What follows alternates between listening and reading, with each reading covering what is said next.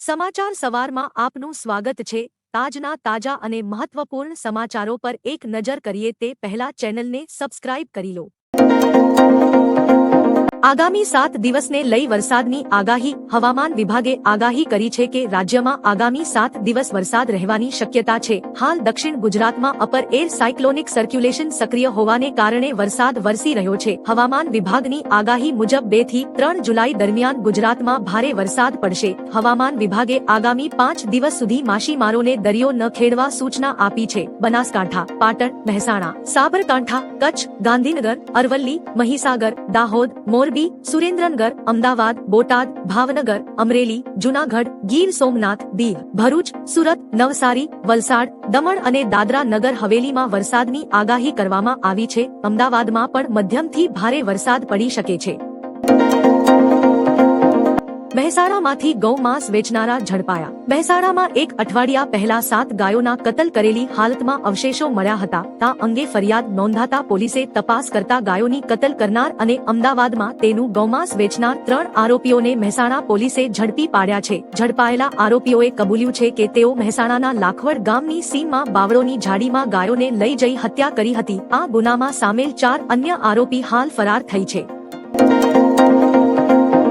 24 કલાકમાં 189 તાલુકાઓમાં વરસાદ। આગાહી વચ્ચે ગઈકાલે 24 કલાકમાં રાજ્યના 189 તાલુકાઓમાં વરસાદ વરસ્યો છે। આ દરમિયાન કડીમાં સૌથી વધુ 3.3 ઇંચ, વિરમગામમાં 3 ઇંચ, ખેરગામમાં 2.5 ઇંચ, કલોલમાં 2 ઇંચ, દેત્રોજમાં 1.85 ઇંચ, વાંસદા અને સાવલીમાં 1.81 ઇંચ, દેડિયાપાડામાં 1.5 ઇંચ, વધીમાં 1.5 ઇંચ, સાગબારામાં 1.5 ઇંચ, વ્યારા અને પેટલાદમાં 1.25 ઇંચ વરસાદ નોંધાયો છે।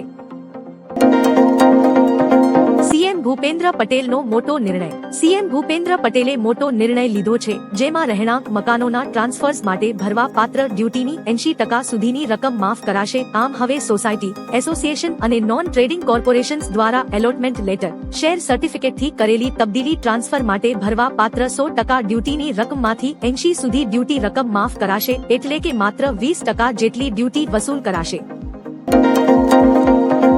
ઈ મેમોના નામે થતી છેતરપિંડીથી ચેતજો। ગુજરાતમાં એક ટીમ સક્રિય બની છે જે ઈ ચલન ભરવાના નામે ટેક્સ્ટ મેસેજ કે ઈમેલ મારફતે એક લિંક મોકલી રહ્યા છે અને લોકોના બેંક એકાઉન્ટ ખાલી કરી રહ્યા છે। ગઠિયાઓએ ટ્રાફિક પોલીસ અને વાહન પરિવહન વિભાગ જેવી જ નકલી વેબસાઇટ અને એપ્લિકેશન બનાવી છે। લોકોને ટ્રાફિક નિયમોનું ભંગ કર્યું હોવાનું કહી તમારે ચલણ ભરવું પડશે કહી ઠગી રહ્યા છે। જો આપને કોઈ શંકા જણાય તો સાયબર હેલ્પલાઇન નંબર 1930 ઉપર સંપર્ક કરો। અમદાવાદનો એસજી હાઈવે બનશે ગુજરાતનો પહેલો સિગ્નલ ફ્રી હાઈવે। ગાંધીનગરના G0 સર્કલથી સનાથલ સુધીનો 34 કિલોમીટર લાંબો એસજી હાઈવે રાજ્યનો પહેલો સિગ્નલ ફ્રી હાઈવે બનશે। 11 ફ્લાય ઓવર અને એલિવેટેડ કોરિડોરના નિર્માણ બાદ લોકો માત્ર 30 મિનિટમાં આખો હાઈવે પાર કરી શકશે, જેનાથી સમય અને ઇંધણ બંનેની બચત થશે। આ પ્રોજેક્ટમાં માત્ર બ્રિજ પાછળ 850 કરોડનો ખર્ચ અંદાજવામાં આવ્યો છે, જે વાહનચાલકો માટે મોટી રાહત લાવશે। રાજ્યમાં અત્યાર સુધી 32.70% વરસાદ। ગુજરાતમાં આ વર્ષે ચોમાસાનું જલ્દી આગમન થયું છે। ચોમાસાની ઋતુમાં રાજ્યમાં અત્યાર સુધી 32.70% વરસાદ થઈ ચૂક્યો છે, જેમાં સૌથી વધુ વરસાદ ગુજરાતમાં 35.75%, પૂર્વ મધ્ય ઝોનમાં 34.66%, સૌરાષ્ટ્ર ઝોનમાં 32.80% અને કચ્છમાં 29.45%, ઉત્તર ગુજરાતમાં 24.70% વરસાદ વરસ્યો છે। વરસાદને પગલે રાજ્યના 206 જળાશયોમાં 47.70% પાણીની આવક થવા પામી છે। સરદાર સરોવર ડેમ 48.49% ભરાયો છે। ઓપરેશન સિંદૂર બાદ ઇન્ડિયાની એરસ્પેસ બદલાશે। ઓપરેશન સિંદૂર દરમિયાન ભારતે ઇલેક્ટ્રોનિક યુદ્ધ અને સિગ્નલ જામિંગની શક્તિ દર્શાવી 22 મિનિટ માટે પાકિસ્તાનના સિગ્નલો જામ કરી વિનાશ વેર્યો। હવે ભારત 52 સર્વેલન્સ સેટેલાઇટના પ્રક્ષેપણને ઝડપી બનાવી રહ્યું છે, જે દક્ષિણ એશિયા સહિત સમગ્ર વિશ્વની સેટેલાઇટ ઇમેજ આપશે। 27,000 કરોડના બજેટ સાથે ઇસરો 21 અને ખાનગી કંપનીઓ 31 ઉપગ્રહો લોન્ચ કરશે। આનાથી ભારતની ક્ષમતા વધશે। ભાજપના ફાયરબ્રાન્ડ નેતાનું રાજીનામું। તેલંગાણાના ભાજપ ધારાસભ્ય ટી રાજા સિંહ ઉર્ફે ટાઈગર રાજાએ પાર્ટીમાંથી રાજીનામું આપી દીધું છે। પોતાના વિવાદાસ્પદ નિવેદનો માટે જાણીતા ગોશામલના ધારાસભ્ય રાજા સિંહે રાજ્યમાં નેતૃત્વ વિવાદ વચ્ચે ભાજપ છોડવાની જાહેરાત કરી છે। તેમના આ નિર્ણયથી તેલંગાણાના રાજકારણમાં ગરમાવો આવ્યો છે અને આગામી દિવસોમાં નવા સમીકરણો જોવા મળી શકે છે। ઉમેશ મકવાણા આ શું બોલી ગયા? આપમાંથી સસ્પેન્ડ થયા બાદ બોટાદના ધારાસભ્ય ઉમેશ મકવાણાએ મોટો આક્ષેપ કર્યો છે. તેમણે જણાવ્યું કે ગુજરાત આપનું રિમોટ કંટ્રોલ કમલમમાં છે. આ બધાય માત્ર રાજકીય દેખાડો કરે છે. વાસ્તવમાં બધું ભાજપના ઈશારે ચાલે છે. તેમણે કહ્યું કે આવનારા દિવસોમાં આપના ગુજરાત અને દિલ્હીના નેતાઓનું ભાજપના કયા નેતાઓ સાથે રાજકીય સાઠગાંઠ છે તેના નામ પુરાવા સાથે તેઓ વિગતો જાહેર કરશે. સી.આર. પાટીલને મોરે મોરાની ખુલ્લી ચેલેન્જ. વિસાવદરની પેટા ચૂંટણી જીત્યા બાદ સુરતના એક સ્વાગત કાર્યક્રમમાં નવા એમએલએ ગોપાલ ઇટાલિયાએ બીજેપી પર આકરા પ્રહારો કર્યા હતા. ઇટાલિયાએ કહ્યું હતું કે પાટીલ હંમેશા ઉપાડો લઈને નીકળ્યા હોય છે કે કયા ધારાસભ્યને તોડું, પરંતુ હવે મારી સી.આર. પાટીલને મોરે મોરાની ખુલ્લી ચેલેન્જ છે કે હવે ગુજરાતમાં એક પણ ધારાસભ્ય તોડીને બતાવો અને પછી ત્યાં ચૂંટણી કરાવો. પછી જુઓ શું પરિણામ આવે છે.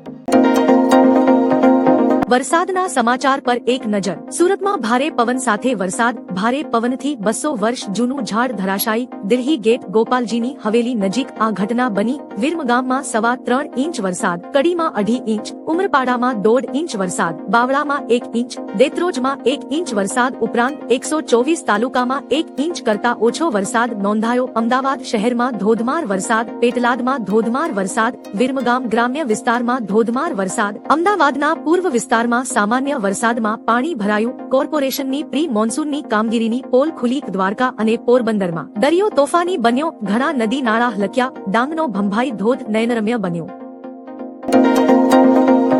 હવામાન વિભાગની આગાહી. હવામાન વિભાગે રાજ્યમાં 7 દિવસ માટે ભારે વરસાદની આગાહી કરી છે. ઉત્તર ગુજરાતમાં અપર એર સર્ક્યુલેશન સિસ્ટમ સક્રિય થતા ભારે વરસાદની આગાહી કરી છે. ગુજરાતમાં 2 અને 3 જુલાઈએ ભારે વરસાદને લઈ ઓરેન્જ એલર્ટ આપ્યું છે. અમદાવાદમાં ભારે વરસાદને લઈ યલો એલર્ટ જાહેર કર્યું છે. વરસાદના પગલે 5 દિવસ માછીમારોને દરિયો ન ખેડવા સૂચના આપી છે. આજથી 7 દિવસ સમગ્ર રાજ્યમાં યલો એલર્ટ જાહેર કર્યું છે. પીએમ મોદીનું નવું સૂત્ર. પીએમ મોદીએ મન કી બાત કાર્યક્રમમાં એક નવું સૂત્ર આપ્યું. ખોરાકમાં તેલનો 10% ઉપયોગ ઓછો કરો, સ્થૂળતા ઘટાડો. તેમણે કહ્યું, જો આપણે આપણી ક્ષમતાઓનો વિસ્તાર કરવા માંગીએ છીએ તો સૌ પ્રથમ આપણે આપણી ફિટનેસ અને વેલ બીંગ પર ધ્યાન કેન્દ્રિત કરવું પડશે. ફિટનેસ અને ઓબેસિટી ઘટાડવા માટે મારું એક સૂચન યાદ છે ને, ખોરાકમાં તેલનો 10% ઉપયોગ ઓછો કરો અને સ્થૂળતા ઘટાડો. તમે ફિટ રહેશો તો જીવનમાં વધુ સુપર હિટ બનશો. ભારે પવન સાથે વરસાદની આગાહી. કચ્છ, બનાસકાંઠા, સાબરકાંઠા, અરવલ્લી, મહીસાગર, પંચમહાલ, દાહોદ, દ્વારકા, પોરબંદર, નવસારીમાં ભારે વરસાદ પડી શકે. વલસાડ, દમણ, દાદરા નગરમાં મધ્યમ અને અમદાવાદ, ગાંધીનગર, જામનગર, રાજકોટ, અમરેલી, ગીર, સોમનાથ, ભાવનગર, આણંદ અને ભરૂચમાં હળવો વરસાદ રહી શકે છે. રાજ્યમાં લો પ્રેશર અને અપર એર સર્ક્યુલેશન સિસ્ટમ સક્રિય થઈ છે, જેના કારણે વરસાદ પડી શકે છે. મન કી બાતમાં પીએમ મોદીના વિચારો. પીએમ મોદીના મન કી બાત કાર્યક્રમનો 123મો એપિસોડ પ્રસારિત થયો હતો.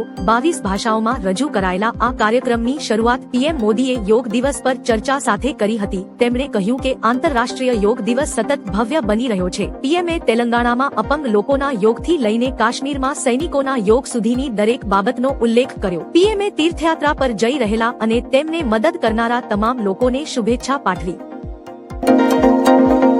અમદાવાદ પ્લેન ક્રેશમાં 260 મૃતકોની ઓળખ. અમદાવાદ પ્લેન ક્રેશ દુર્ઘટનામાં અત્યાર સુધીમાં ડીએનએ ટેસ્ટથી 254 અને ચહેરાથી 6 મૃતકોની ઓળખ થઈ છે. આમ કુલ 260 મૃતકોની ઓળખ થઈ ચૂકી છે. આ મૃતકોના મૃતદેહ તેમના પરિવારજનોને સોંપવામાં આવ્યા છે. આરોગ્ય મંત્રી ઋષિકેશ પટેલે જણાવ્યું હતું કે 12 જૂનના રોજ થયેલ વિમાન દુર્ઘટનાના તમામ પેસેન્જર અને ક્રૂ મેમ્બરના ડીએનએ મેચ થઈ ગયા છે. તેમના નશ્વર દેહ પરિવારજનોને અપાયા છે.